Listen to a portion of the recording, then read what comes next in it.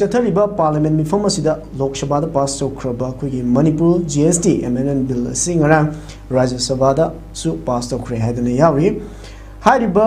Bill ꯑꯁꯤ ꯄꯨꯊꯣꯔꯛꯄ ꯃꯇꯝꯗ ꯍꯥꯏꯕ ꯇꯥꯔꯦ ꯑꯣꯄꯣꯖꯤꯁꯟꯒꯤ ꯃꯥꯏꯀꯩꯗꯒꯤ ꯃꯅꯤꯄꯨꯔꯗ ꯊꯣꯛꯂꯤꯕ ꯏꯁꯨ ꯑꯁꯤꯒꯤ ꯃꯇꯥꯡꯗ ꯋꯥꯐꯝ ꯀꯌꯥ ꯑꯃ ꯄꯨꯈꯠꯂꯛꯈꯤꯕꯒꯤ ꯂꯩ ꯍꯥꯏꯕ ꯇꯥꯔꯦ, ꯃꯗꯨꯗ ꯌꯨꯅꯤꯌꯟ ꯐꯥꯏꯅꯥꯟꯁ ꯃꯤꯅꯤꯁꯇꯔ ꯁꯤꯇꯥꯔꯥꯃꯟ ꯑꯩꯈꯣꯏꯅ ꯐꯣꯡꯗꯣꯛꯈꯤꯕꯁꯤ ꯈꯔ ꯁꯥꯎꯇꯛꯅ ꯍꯥꯏꯕ ꯇꯥꯔꯦ, ꯑꯣꯄꯣꯖꯤꯁꯟꯅ ꯄꯨꯈꯠꯂꯛꯂꯤꯕ ꯋꯥꯐꯝꯁꯤꯡꯗꯨꯗ ꯑꯁꯥꯎꯕ ꯎꯠꯂꯀꯥꯟꯗ ꯃꯥꯅ ꯐꯣꯡꯗꯣꯛꯈꯤꯕꯁꯤ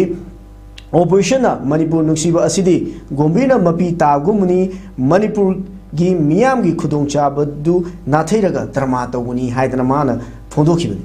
ꯃꯁꯤꯗꯅꯤ ꯂꯥꯛꯆꯅꯤꯡꯕ ꯋꯥꯍꯪꯁꯤ ꯑꯩꯈꯣꯏ ꯀꯣꯡꯒ꯭ꯔꯦꯁ ꯅꯠꯇ꯭ꯔꯒ BJPꯒꯤ ꯋꯥꯐꯝ ꯅꯠꯇ꯭ꯔꯒ ꯑꯣꯄꯣꯖꯤꯁꯟ ꯔꯨꯂꯤꯡꯒꯤ ꯍꯥꯏꯕ ꯋꯥꯐꯝ ꯂꯩꯇꯦ꯫ ꯑꯣꯄꯣꯖꯤꯁꯟꯅ ꯄꯨꯈꯠꯂꯛꯄ ꯋꯥꯐꯝꯁꯤꯡ ꯑꯗꯨ ꯑꯩꯈꯣꯏꯒꯤ ꯒꯣꯝꯚꯤꯔꯅ ꯃꯄꯤ ꯇꯥꯕꯒꯨꯝꯅꯤ, ꯃꯤꯌꯥꯝꯒꯤ ꯑꯩꯈꯣꯏꯒꯤ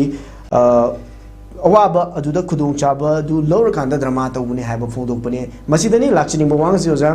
ꯑꯩꯈꯣꯏꯒꯤ ꯆꯍꯤ 2 ꯃꯈꯥꯏ ꯍꯦꯜꯂꯛꯂꯕ ꯃꯅꯤꯄꯨꯔꯒꯤ ꯏꯔꯥꯡ ꯑꯁꯤꯗ ꯃꯅꯤꯄꯨꯔꯗꯁꯨ BJPꯅ ꯄꯥꯜꯂꯤꯕ, ꯁꯦꯟꯇꯔꯗꯁꯨ BJPꯅ ꯄꯥꯜꯂꯤꯕ, ꯃꯁꯤꯗ ꯃꯤꯌꯥꯝ ꯆꯍꯤ 2 ꯍꯦꯟꯅ ꯋꯥꯠꯂꯛꯂꯕ ꯃꯅꯤꯄꯨꯔ ꯃꯤꯌꯥꯝꯗ BJPꯅ ꯌꯦꯡꯂꯤꯕ ꯃꯤꯠꯌꯦꯡ ꯑꯁꯤꯃꯛ ꯅꯨꯡꯁꯤꯕ ꯍꯥꯏꯕꯗꯨꯒꯤ ꯑꯁꯦꯡꯕ ꯃꯁꯛ ꯑꯣꯏꯒꯗꯧꯔꯤꯕ꯭ꯔꯥ? ꯑꯣꯖꯥ ꯀꯃꯥꯏꯅ ꯌꯦꯡꯉꯤ? ꯌꯥꯝ ꯅꯨꯡꯁꯤꯕꯤ ꯀꯩꯅꯣ BJPꯅ ꯑꯩꯈꯣꯏꯒꯤ ꯁꯦꯟꯇꯔꯅ ꯃꯅꯤꯄꯨꯔ ꯀꯃꯥꯏꯅ ꯅꯨꯡꯁꯤꯗꯦ ꯍꯥꯏꯗꯣꯏꯅꯣ? ꯑꯩꯈꯣꯏ ꯃꯌꯥꯝ ꯅꯨꯡꯉꯥꯏꯕꯅ ꯂꯣꯏꯔꯦ ꯀꯩꯅꯣ꯫ ꯃꯅꯤꯄꯨꯔ ꯆꯥꯎꯈꯠꯂꯦ, ꯍꯧꯖꯤꯛ ꯇꯨꯔꯤꯁ ꯃꯌꯥꯝ ꯂꯥꯛꯑꯦ, ꯑꯗꯒꯤ IDPꯁꯤꯡ ꯃꯌꯨꯝꯗ ꯍꯟꯖꯤꯟꯈ꯭ꯔꯦ, ꯑꯗꯨꯒ ꯑꯩꯈꯣꯏꯒꯤ ꯃꯅꯤꯄꯨꯔ ꯑꯩꯈꯣꯏ ꯃꯤꯌꯥꯝꯁꯤꯡ ꯑꯀꯤꯕ ꯂꯩꯇꯅ ꯆꯤꯡ ꯃꯥꯟ ꯂꯣꯏ ꯆꯠꯄ ꯌꯥꯔꯦ, ꯑꯗꯨꯒ ꯀꯝꯃ꯭ꯌꯨꯅꯤꯇꯤ ꯃꯁꯦꯟꯗ ꯑꯀꯤꯕ ꯂꯩꯔꯤꯕꯁꯤꯡ ꯍꯧꯖꯤꯛ ꯂꯩꯇ꯭ꯔꯦ, ꯅꯠꯇ꯭ꯔꯥ? ꯑꯦꯅꯤꯋꯦꯔ ꯑꯩꯅ ꯆꯠꯄ ꯌꯥꯕ ꯖꯒꯥ, ꯑꯗꯒꯤ ꯆꯤꯡ ꯃꯥꯟ ꯂꯣꯏꯅꯃꯛ ꯀꯣꯏꯕ ꯌꯥꯔꯦ꯫ ꯑꯩꯈꯣꯏ ꯃꯅꯤꯄꯨꯔꯒꯤ ꯁꯦꯟꯃꯤꯠꯂꯣꯟ ꯌꯥꯝ ꯆꯥꯎꯈꯠꯂꯦ, IDPꯒꯤꯗꯃꯛꯇ ꯑꯩꯈꯣꯏꯒꯤ ꯁꯦꯟꯇꯔꯅ ꯁꯦꯟ ꯌꯥꯝ ꯊꯥꯗꯕꯤꯔꯦ ꯀꯩꯅꯣ, ꯀꯔꯣꯔ ꯀꯔꯣꯔꯗ ꯑꯩꯈꯣꯏꯒꯤ ꯃꯌꯥꯝ ꯑꯃ ꯍꯥꯏꯖꯕ ꯇꯥꯔꯦ꯫ ꯑꯗꯨꯒ ꯑꯩꯈꯣꯏꯒꯤ ꯀꯔꯤ ꯍꯥꯏꯖꯕ ꯇꯥꯔꯦ, ꯅꯨꯡꯉꯥꯏꯕꯁꯤ ꯃꯅꯤꯄꯨꯔꯒꯤ ꯂꯩꯔꯤꯕ ꯄꯣꯂꯤꯇꯤꯁꯤꯌꯟꯁꯤꯡꯁꯨ ꯅꯨꯡꯉꯥꯏꯔꯝꯒꯅꯤ, ꯀꯩꯅꯣ ꯃꯣꯏ ꯍꯧꯖꯤꯛ ꯄꯋꯥꯔ ꯂꯩꯔꯤꯕꯅꯤꯅ ꯍꯥꯏꯖꯕ ꯇꯥꯔꯦꯀꯣ, MLA ꯃꯌꯥꯝ ꯃꯊꯧꯅꯥ ꯂꯩꯔꯤꯕꯅꯤꯅ, ꯑꯩꯈꯣꯏꯒꯤ ꯃꯔꯤꯡꯖꯦꯜ ꯂꯩꯔꯤꯕꯅꯤꯅ, ꯑꯩꯈꯣꯏꯒꯤ MLA ꯃꯟꯇ꯭ꯔꯤ ꯃꯌꯥꯝꯁꯨ ꯌꯥꯝ ꯍꯔꯥꯎꯔꯝꯒꯅꯤ, ꯁ꯭ꯄꯦꯁꯦꯜꯂꯤ BJPꯒꯤ ꯍꯥꯏꯖꯕ ꯇꯥꯔꯦ꯫ ꯑꯩꯈꯣꯏꯒꯤ ꯈꯕꯔꯗ ꯌꯥꯎꯅꯗꯥꯏꯅꯦ, MLA ꯑꯃꯅ ꯑꯩꯈꯣꯏ ꯁꯤꯗ ꯀꯔꯤ ꯄꯥꯞ ꯇꯧꯔꯨꯕꯩꯅꯣ ꯑꯩꯈꯣꯏ ꯁꯨꯃꯥꯏꯅ ꯇꯧꯗꯅ ꯉꯁꯤꯁꯦ ꯁꯤ ꯐꯤꯕꯝꯁꯦ ꯂꯩꯔꯤꯁꯦ, ꯃꯤꯌꯥꯝꯅꯗꯤ ꯈꯟꯕꯤꯔꯦ ꯑꯗꯨꯕꯨ ꯑꯩꯈꯣꯏ ꯏꯊꯧ ꯄꯥꯡꯊꯣꯛꯄ ꯉꯝꯗꯦ꯫ ꯑꯗ ꯌꯥꯝ ꯐꯖꯔꯤꯗꯤ ꯀꯔꯝꯕꯅꯣ ꯍꯥꯏꯕ ꯀꯥꯟꯁꯤꯗ BJPꯅ ꯅꯨꯡꯉꯥꯏꯍꯜꯂꯤꯕ ꯂꯩꯕꯥꯛꯁꯦ, BJPꯅ ꯃꯦꯖꯣꯔꯤꯇꯤ ꯑꯣꯏꯕ ꯑꯗꯨꯒꯨꯝꯕ ꯃꯈꯣꯏꯅ ꯄꯥꯡꯒꯟ ꯄꯥꯏꯕ, ꯀꯔꯝꯕ ꯄꯥꯡꯒꯟꯅꯣ ꯍꯥꯏꯕ ꯀꯥꯟꯁꯤꯗ ꯂꯣ ꯁꯦꯝꯕꯒꯤ, ꯑꯥꯏꯟ ꯁꯦꯝꯕꯒꯤ ꯄꯥꯡꯒꯟ ꯄꯥꯏꯔꯤꯕ, ꯁꯦꯟꯇꯔꯗꯁꯨ ꯄꯥꯏꯕ, ꯁ꯭ꯇꯦꯠꯇꯁꯨ ꯄꯥꯏꯔꯤꯕ ꯑꯗꯨꯒꯨꯝꯕ ꯀꯩꯅꯣ ꯅꯠꯇ꯭ꯔꯣ, ꯁꯤꯆꯨꯋꯦꯁꯟ ꯅꯠꯇ꯭ꯔꯣ, ꯄꯣꯂꯤꯇꯤꯀꯦꯜ ꯁꯤꯆꯨꯋꯦꯁꯟ꯫ ꯃꯅꯤꯄꯨꯔꯗ ꯑꯩꯈꯣꯏꯒꯤ ꯇꯣꯉꯥꯟꯕ ꯔꯤꯖꯅꯦꯜ ꯄꯥꯔꯇꯤ ꯅꯠꯇ꯭ꯔꯒ ꯀꯣꯡꯒ꯭ꯔꯦꯁ ꯅꯠꯇ꯭ꯔꯒ ꯅꯣꯔꯠ ꯏꯁꯀꯤ ꯑꯦꯅꯤ ꯀꯣꯑꯦꯂꯤꯁꯟ ꯑꯃ ꯁꯦꯝꯕ ꯀꯥꯟꯁꯤꯗ ꯑꯗꯨꯒꯨꯝꯕ ꯂꯩꯕ ꯂꯩꯉꯥꯛꯅꯤ ꯍꯥꯏꯔꯒꯗꯤ ꯐꯩ꯫ BJPꯅ ꯑꯦꯕꯁꯣꯂ꯭ꯌꯨꯠ ꯃꯦꯖꯣꯔꯤꯇꯤ ꯐꯪꯕ ꯑꯗꯨꯒꯨꯝꯕ ꯂꯝꯅꯦ꯫ ꯑꯩꯈꯣꯏꯒꯤ ꯃꯄꯤ ꯃꯄꯥꯁꯨ ꯁꯥꯒꯩ ꯑꯃꯠꯇꯅꯤ, BJP ꯃꯌꯨꯝ ꯍꯥꯏꯖꯕ ꯇꯥꯔꯦꯀꯣ꯫ ꯑꯗꯨꯅ BJP ꯃꯌꯨꯝꯅ ꯀꯔꯤ ꯃꯔꯝꯒꯤꯅꯣꯕ ꯑꯩꯈꯣꯏꯒꯤ ꯃꯅꯤꯄꯨꯔꯗ ꯑꯁꯨꯛ ꯅꯨꯡꯉꯥꯏꯍꯜꯂꯤꯁꯤꯕꯣ? BJP MLAꯁꯤꯡꯁꯨ ꯅꯨꯡꯉꯥꯏꯔꯦ, MLA ꯃꯌꯥꯝꯅꯁꯨ ꯃꯅꯤꯄꯨꯔ ꯅꯨꯡꯉꯥꯏꯍꯜꯂꯦ, ꯑꯗꯒꯤ ꯃꯄꯥꯟ ꯍꯧꯖꯤꯛ ꯄꯟꯕꯤꯔꯤꯕ ꯑꯩꯈꯣꯏꯒꯤ ꯌꯨꯅꯤꯌꯟꯒꯤ ꯂꯩꯔꯤꯕ ꯃꯤꯅꯤꯁꯇꯔꯁ ꯃꯌꯥꯝ, ministers of state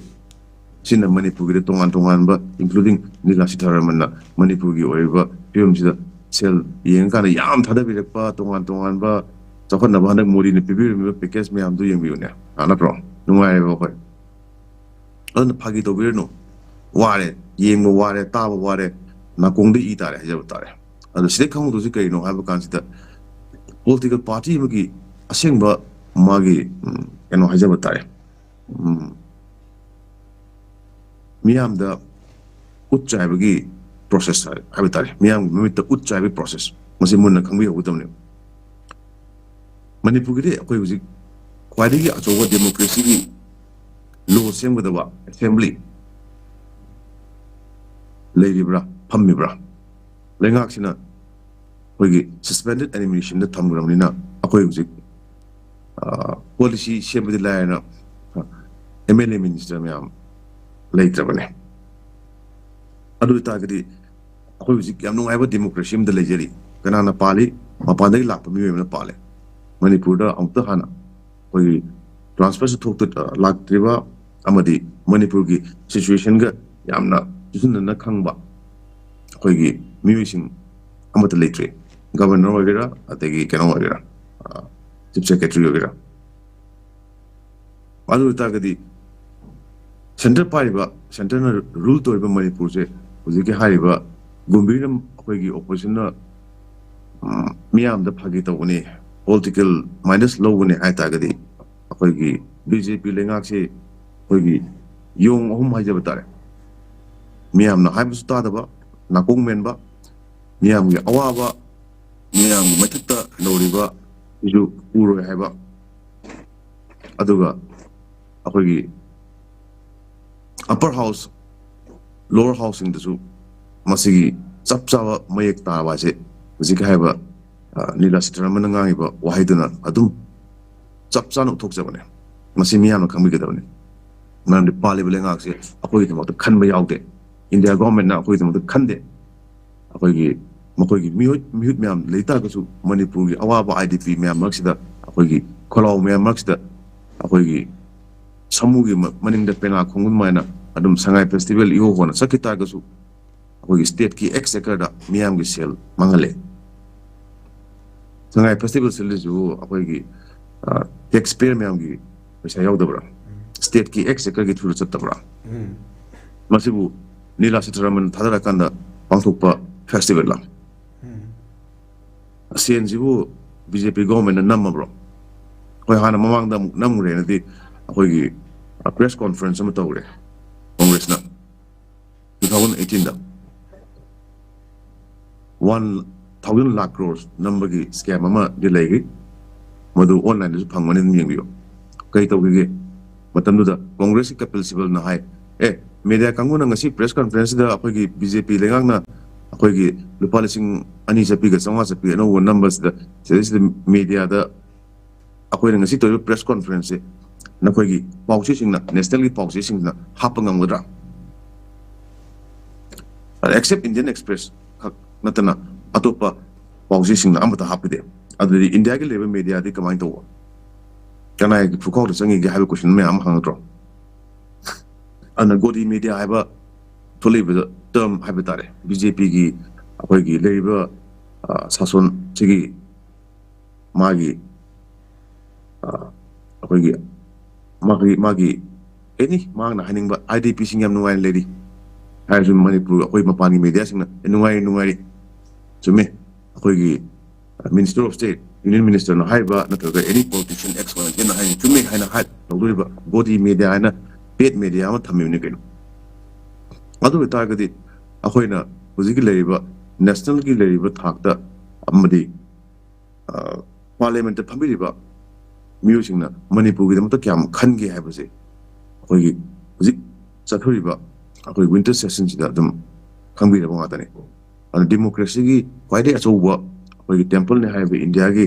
akoi license sida ngangnariba saknariba adagi tawri miyam si yemu kan su akoi gi miyam nung khangbiu makoi chap chaba thamoi de leiba amadi makoi na khaliba manipur gu kyamna nathaibi ge haibado lebak si wari bising je kyam thin nathaibi ge haibase hujigi chathariba ningtham mifam sida adum chap chaba mek lana tarabane mas je manipur miyam na khangadabane akoi chathariba lila lalong amadi policy program manunggi oiba akoi na uwa amadi akoi na udo miyam se kara mo chathabi dige amadi union minister singsna amadi center na akoi manipur kyamati ngshirge haibase hanaki akoi awaba sing kyam tabirge haibase ayo amon haningale tangai festival pangthoki base masina adum chap chaba kudamodi oirabane ane am laugera kapkera chongera nakoi di akoi na haiba gi thabak akoi na hai mutung na chonggodamane akoi na taw haiba tawgodamane akoi di apam tawne